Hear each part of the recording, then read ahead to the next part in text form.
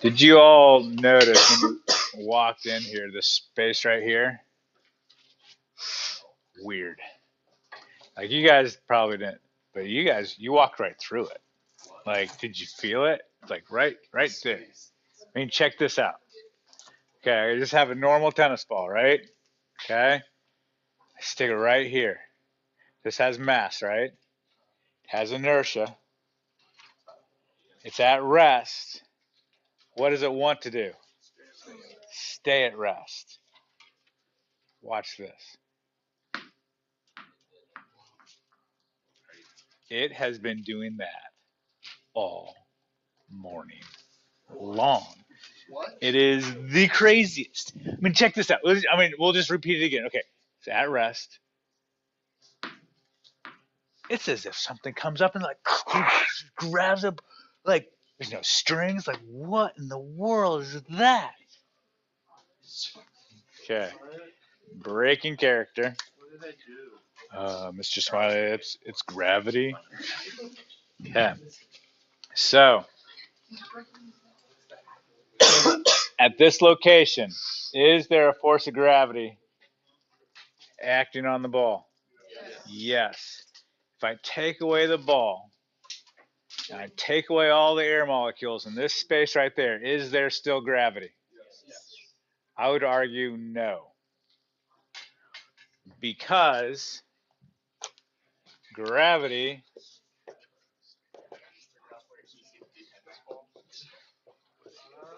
requires two masses. Okay? But I will say there isn't a force there, but there's a gravitational field in this location. There's a gravitational field around the entire Earth. Okay?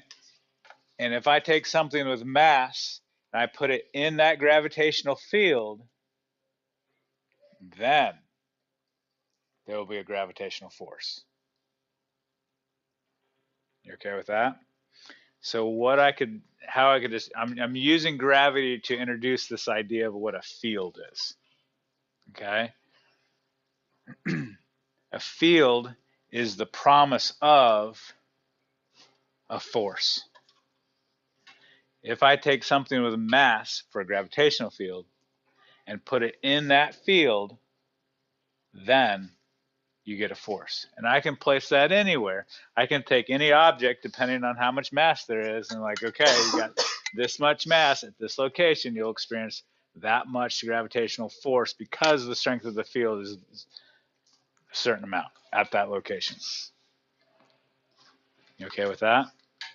It's the promise, it describes the promise of an the promise of a force.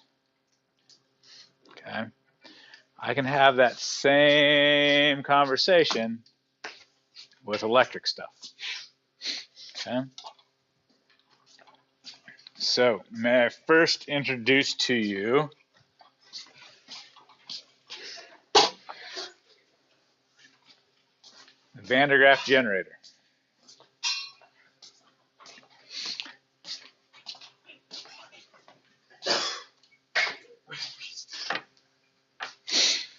Okay. What this is, you have a spool at the bottom here that has a certain material. You have a spool up here that has a different material. This one is okay with letting go of electrons. This one likes electrons. Okay. There's a rubber band conveyor belt that transports the electrons, and there is a metal comb up here that acts kind of like a combine that harvests those electrons off of the conveyor belt. That comb is connected to metal tabs, which is touching this metal sphere. And what happens to electrons when they go on a conductor? Where they go? Where they're located? On the outside. So this becomes what charged? Negatively charged. Good with that? Okay. So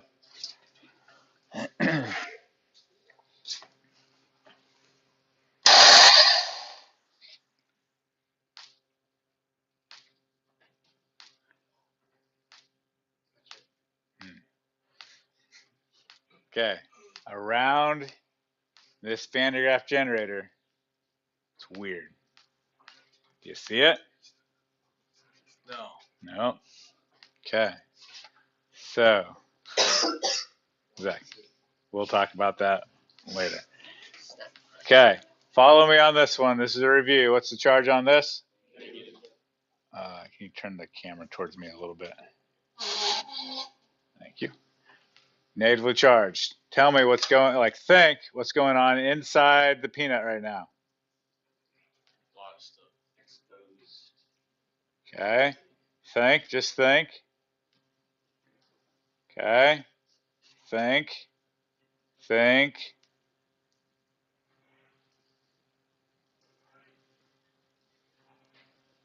Tell your neighbor what is the charge on the packaging peanut.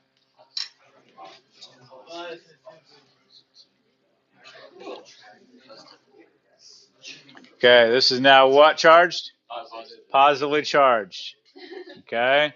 The electrons are running to the far side of the peanut. Which would they rather be, on the peanut or my finger? Your finger. Finger, it's a lot less, it's 1-to-1 ratio, way more inviting than this negative. And so when I touch it, oh, come here. When I touch it, start that process over again. When I touch it, electrons jump ship, making that positively charged by induction. Okay. This is a small positively charged object. We call this often a test charge. Okay. It's kind of like a scout. Okay. Scout. Yes, sir. Why don't you check out the area? On it, sir. Sir, looks okay over here. Sir, I'm getting some readings. What kind of readings? I don't know, sir. It's just kind of weird. Sir, this is kind of weird. Sir, ow! Scout, come in, Scout. Lost him. Okay.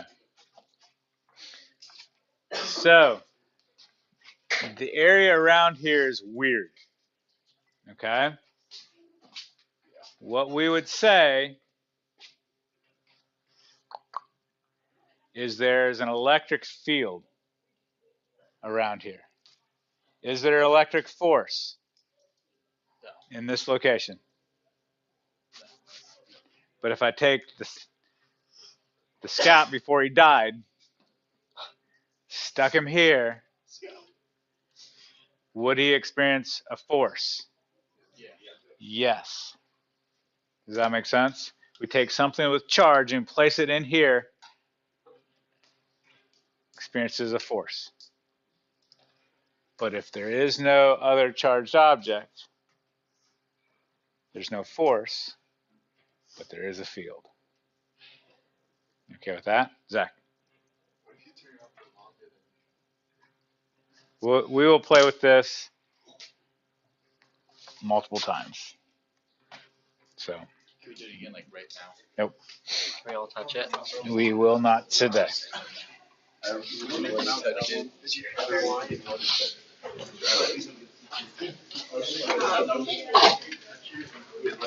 Okay.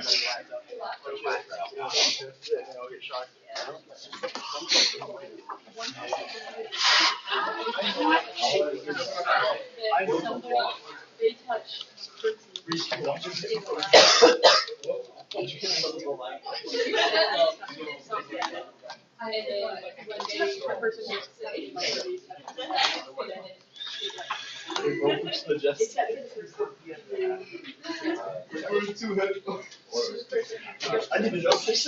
Wait, I thought they were holding not like, well, shots. Shots. Everybody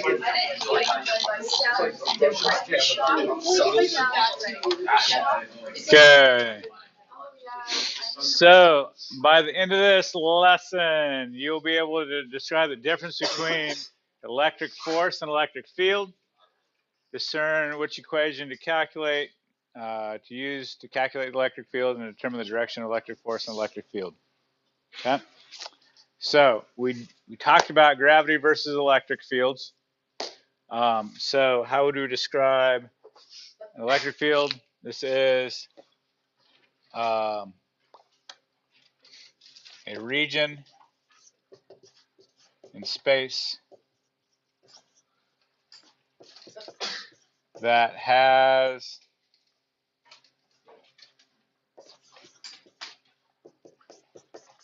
promise of an electric force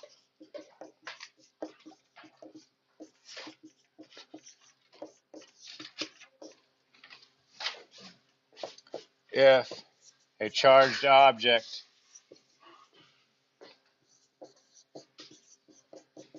is placed there.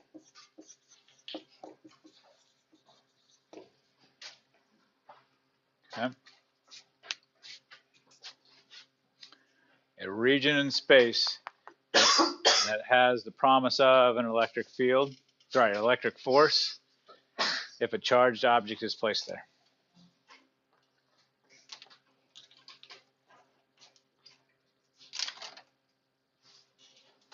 All right with that? An analogy for you is it's kind of like a beware of dog sign.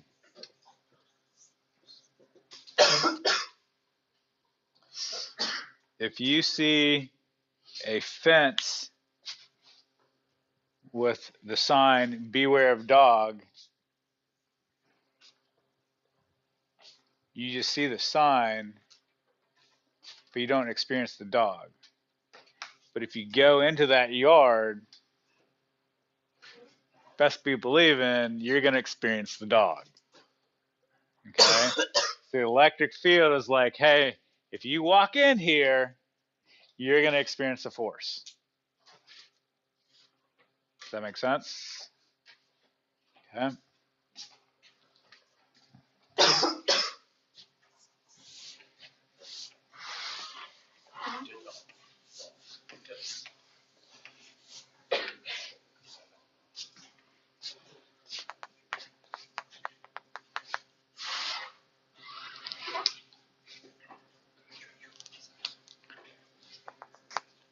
Tell your neighbor.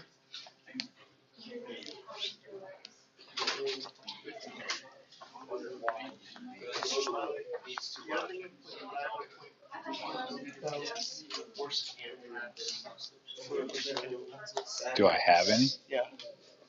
I could trade you. I have, all of these are 0.7. I don't think I have point. That's just normal size 0.7s, I right? can't reach that. Okay, correct answer is B. You have an electric field. You only get an electric force when there are two charges. Does that make sense? All right.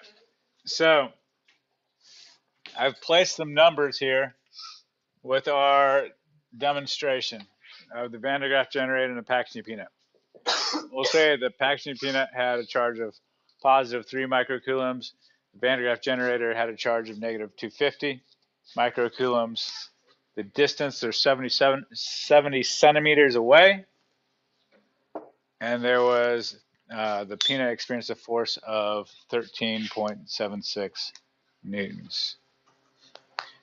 One of the things that makes electric field challenging is you have two equations.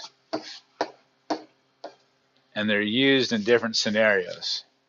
They can be used incorrectly or correctly. So you need to know which one to use when. Okay. One of these equations is used to describe from the packaging peanut's point of view and the force that they experienced. The other one is looking at the strength of the electric field that the Van de Graaff generator created. Okay, does that make sense? So you have to make a distinction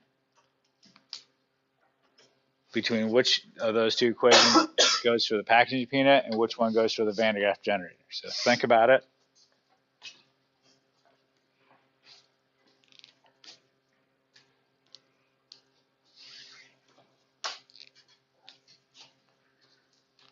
Thumbs up when you have a guess.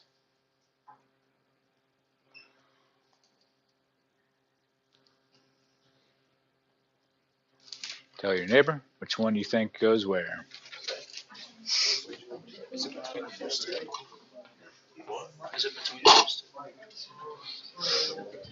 Yeah, there's a 50-50 chance. Actually, no, it's 30-60. It shows you the light. There's a secret hidden one. The second one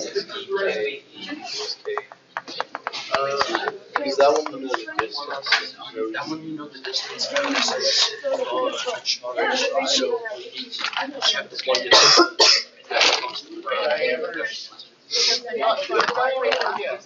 Distance. How far away? Yeah.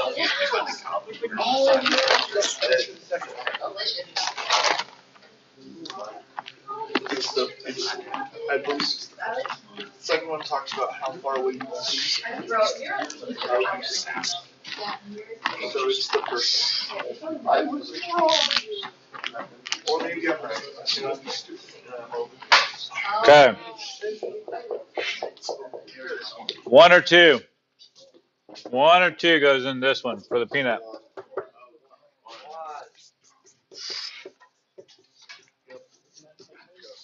Okay. This is the charge.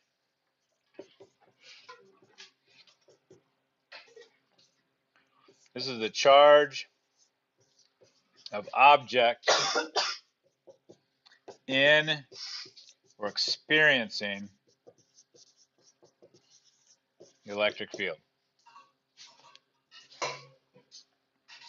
Q1 is the charge on the object in or experiencing the electric field.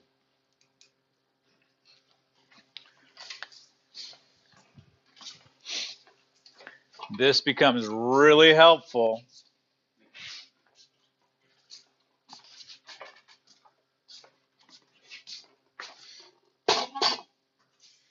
if we had a curtain that blocked your view from what's behind the curtain.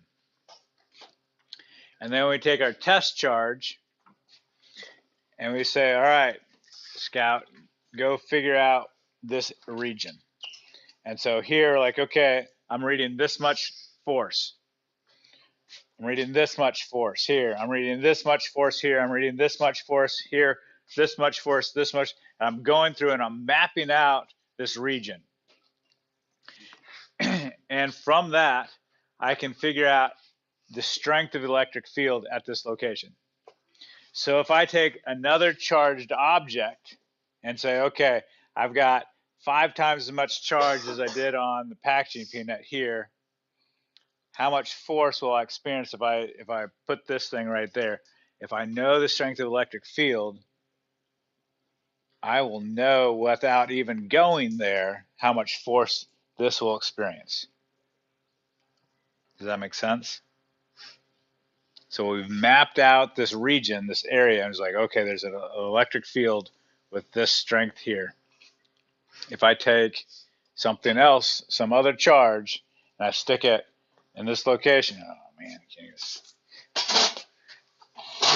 sorry, video people. If I take something else's charge and I stick it over here, if I know the strength of the electric field, I'll know how much force there is without even sticking that there. I'll just like, oh, that's how much charge there is in that field. Oh, it'll experience that much force. Good with that? Yeah. Okay. And then the second equation, obviously we're going to use that for the Van de Graaff generator. This to me makes the most sense of the two equations. What do you think, just gut reaction conceptually, what do you think happens to the strength of the electric field as I move away from the Van de Graaff generator? It's going to get weaker. Which of those two equations describes the electric field gets weaker as I move away? The second one.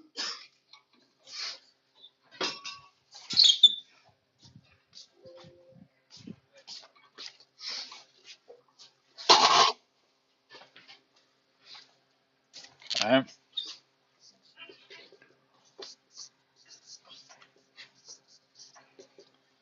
So this is Q2 is the charge is the Van der Graaf generator.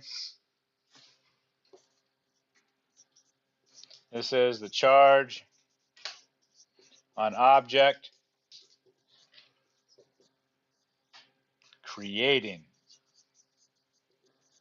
the electric field. And as you go further away, that electric field gets weaker. Okay?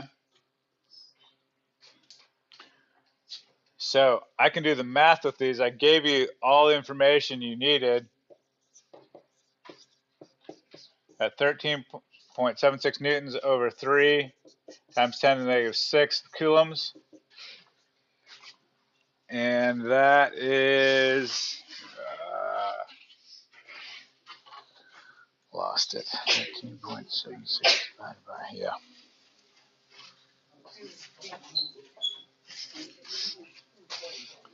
.59 times 10 to the 6th newtons per coulomb. Okay. 4,590,000 newtons per coulomb. Now, one thing that's different about this semester compared to last semester, you can evaluate a number, an answer, and go, does that make sense? Like, I got the mouse going the speed of light. Probably wrong. Probably need to take the square root of that or something. Okay. This stuff, you have no idea. Let me give you a little, trying to give you some like context. Electric field numbers are going to be big. They're going to be millions or the thousands, somewhere in that region. Okay. So if I were to do these numbers, this equation here, I'd have 8.99 times 10 to the 9th times 250 times 10 to the negative 6th all over 0.7 squared, and I'm going to get the same value. I gave you enough numbers that you could figure out from either way. However, just because I'm a nice guy, I'm going to give you both charges, but you're going to have to make a distinction of which one's Q1 and Q2, and you could get that wrong. Like you could pick incorrectly. And you're going to have to pick. Okay, which one's experiencing, which one's creating. Okay? So Q1 is experience. Yep. The way I remember that, Q2 is creating because we're a certain distance away. Q2 is typically the bigger of the two charges. Okay? Good with that? All right. Here,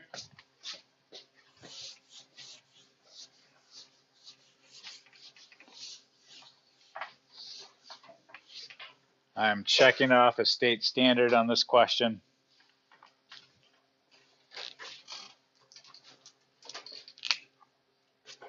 Electric field is proportional to 1 over d squared. Okay, so it decreases more than linearly.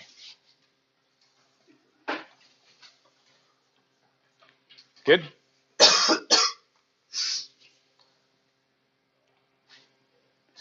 All right, this is straight off the pre-quiz.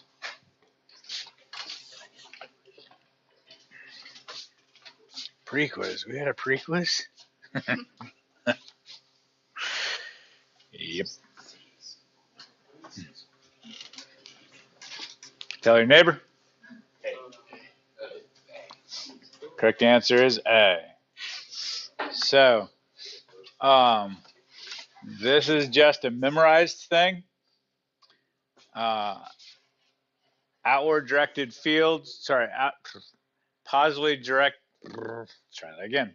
Positively, objects create outward directed fields, and negatively charged objects create inward directed fields. Okay? There's nothing moving in those directions. It is just a way to make a distinction between fields created by positively charged objects and fields created by negatively charged objects. When your parents named you, we didn't ask why, we just went with it. It's just memorized. Okay? This is just memorized. Okay? Here is a freebie for you for helping you memorize. Positively charged objects are like sunshine, yay! Outward directed fields. Negatively charged objects are like they're just stuck on themselves, they're inward. There you go. Hopefully that like stuck in your memory. Good? Okay. What's the direction of the electric field at that location?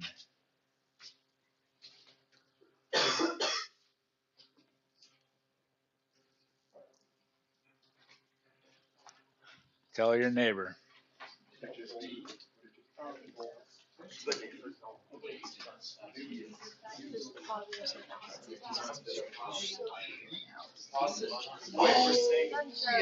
Yellow.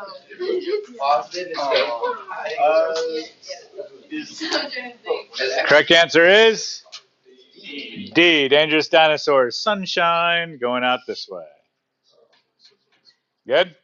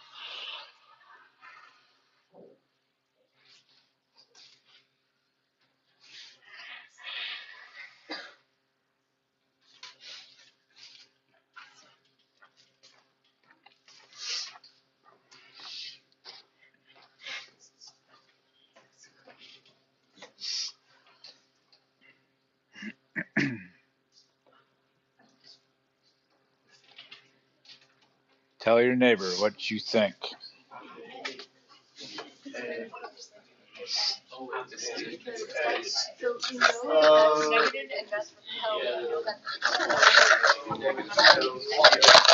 Hoop for hope. Hoop for hope.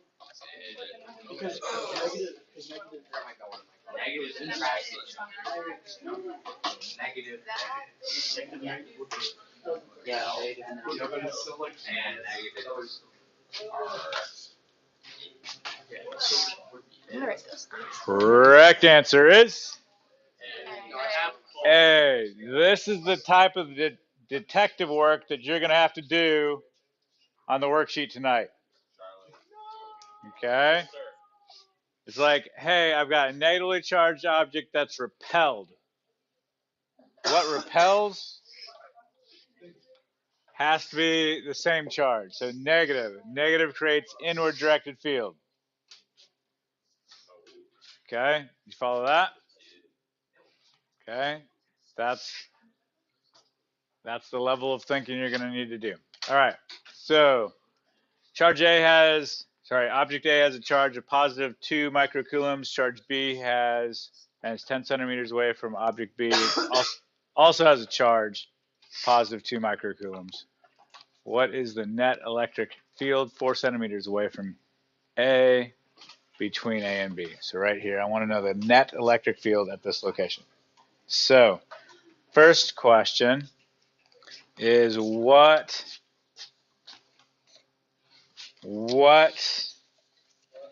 equation do you think we're going to use?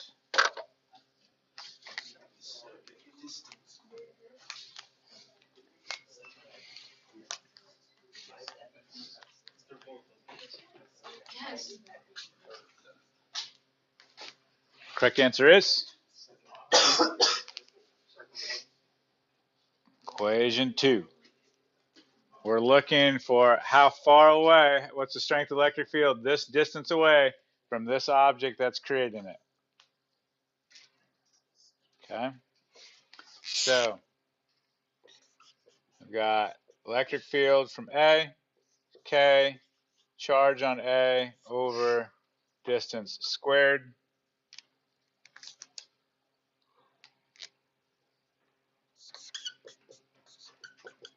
So I have 8.99 times 10 to the 9th times 2 times 10 to the negative 6th all over 4 centimeters. And I get, after I plug that in, 11 times 10 to the 6th newtons per coulomb.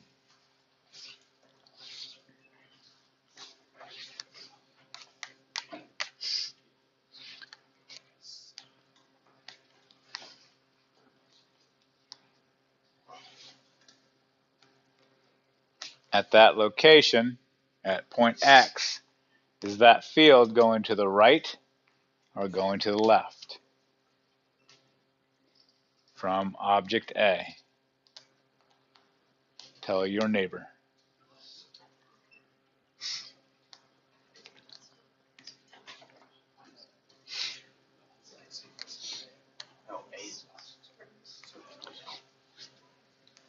Correct answer is positive. Outward directed fields going to the right. Does that make sense? Okay. Now, that was the field just from object A. Object B is also creating an electric field at that location. Which equation should we use for that? The same one. Certain distance away. So we have electric field of B is equal to K charge on B over D squared. So I get 8.99 times 10 to the 9th.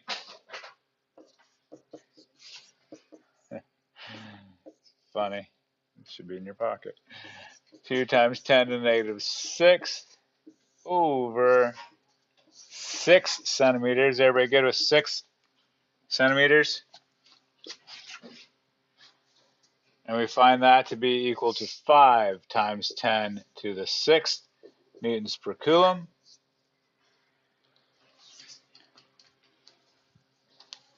And is that directed towards the right or to the left at point X? Tell your neighbor.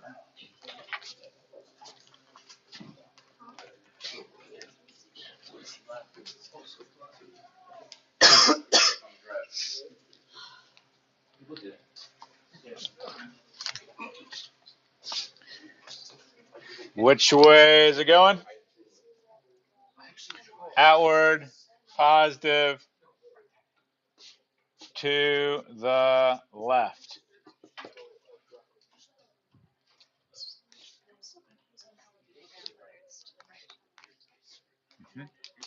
So blue is positive, so it's creating an outward directed field. So at this location, okay, does that make sense? And then the green's doing the same thing, just that way. Yep, good question. Okay. So to find the net electric field, tell your neighbor, what do you think we're going to do?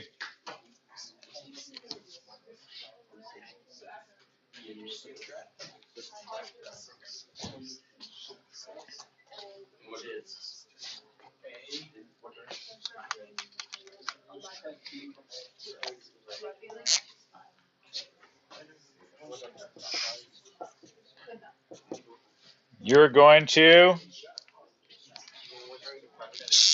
subtract those two. Everybody good with that? Because they're going in opposite directions?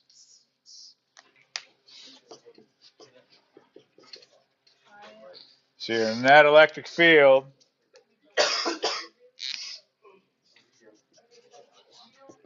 is equal to 5 times 10 to the 6th newtons per coulomb to the, tell your neighbor,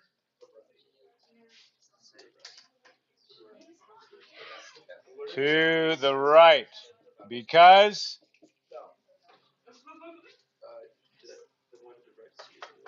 blue's bigger. Devin. Sure should be. Good call. Armel, is that what you're going to? Okay. Good catch. Good? Okay. That's going to be your hardest math problem tonight's homework, on tonight's homework. Something like that. Okay? Nope. Nope. All right.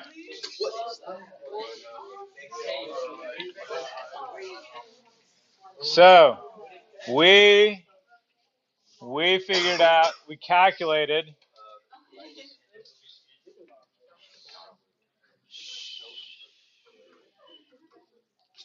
a lot of other conversations going on.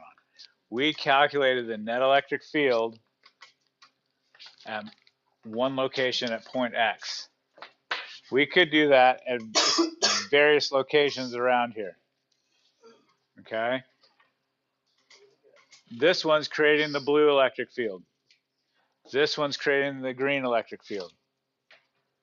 To find the net electric field at those locations, we're going to take the resultant, doing head to tail, to find the red. Okay? We're going to take the net electric field and we're going to kind of connect the dots and make these electric field line patterns. Okay? What this shows us, the electric field line pattern shows us the net electric field. It always goes out of positive into negative. Electric field lines do not cross. But here's the most important part. The closer the lines are together, the more densely packed they are, the stronger the electric field. Okay? The more densely packed they are together, stronger the electric field lines go out of positive into negative. Good? Okay.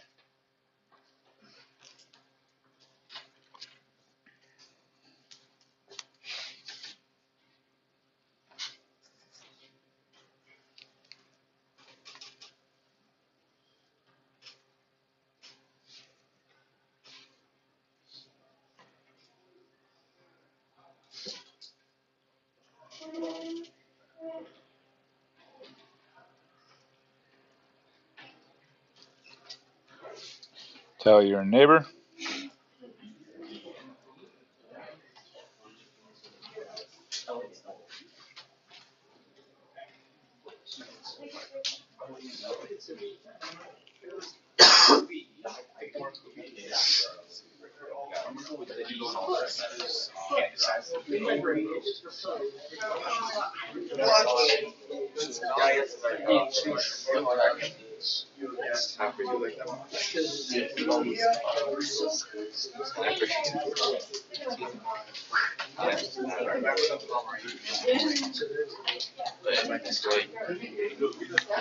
Tell your correct answer is E.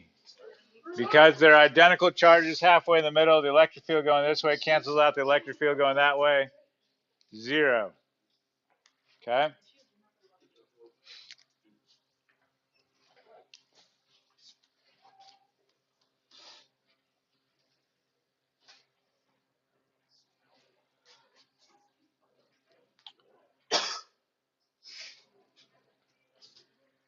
I'm going to coach you on this one.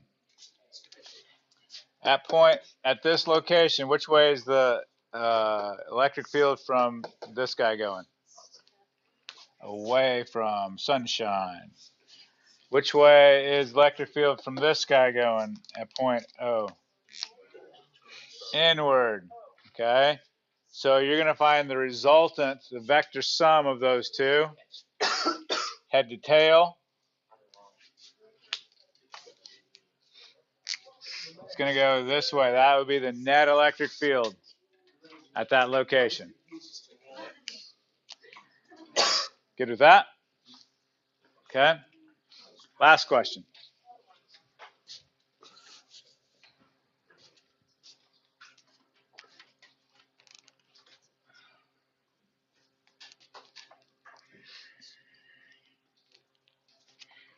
Which one's positive? 2. It's going out of positive into negative. Which one has a greater magnitude of charge? 2. The field lines are closer together. Okay. There's 12 lines coming out of here, 6 lines going into here. This would mean that this is 2 times as much charge as this has. Okay, it's proportional to the number of lines. Worksheet due tomorrow. You too.